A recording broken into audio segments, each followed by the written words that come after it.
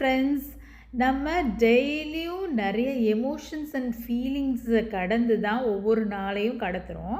அதை நம்மளுக்கு சரியான வார்த்தைகளோடு எக்ஸ்ப்ரெஸ் பண்ண தெரியுதா? இது வீடியோவில் உங்களுக்கு உங்களோட எமோஷன்ஸ் அண்ட் ஃபீலிங்ஸை சரியாக வெளிப்படுத்த உதவக்கூடிய சில ஃப்ரேசல் வெர்ப்ஸ் பார்க்கலாம். Let's get into the video. சந்தோஷப்படுத்துறது cheer up அப்படின்னு சொல்லலாம். I bought her flowers to cheer her up. I bought her flowers to cheer her up.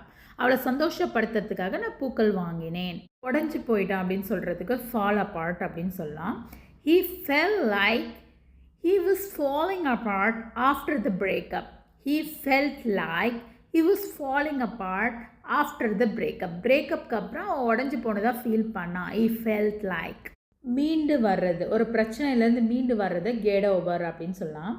It took him a long time to get over the loss. அந்த லாஸ்லேருந்து அவன் மீண்டு வர்றதுக்கு ரொம்ப நாள் ஆயிடுச்சு.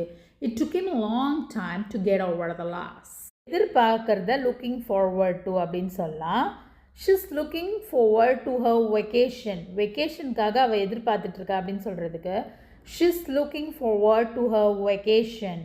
மனதளவில் உடைந்து போகிறத break down அப்படின்னு சொல்லலாம்.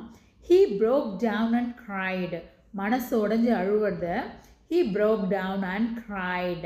Get downனா வருத்தப்படுறது. Don't let it get you downனா அதை நினச்சி ஒன்றை நீயே வருத்திக்காத அப்படின்னு சொல்கிறதுக்கு don't let it get you down.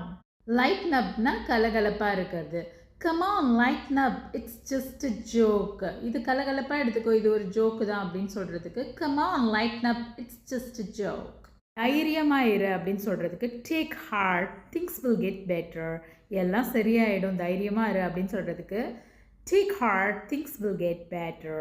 விட்டு விடு, காசிப்ஸ்லாம் விட்டுட்டு just move on அப்படின்னு சொல்கிறதுக்கு sometimes you just let go, you just have to let go and move on. Sometimes you just have to let go and move on.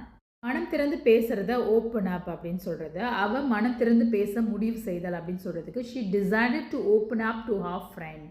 She decided to open up to her friend.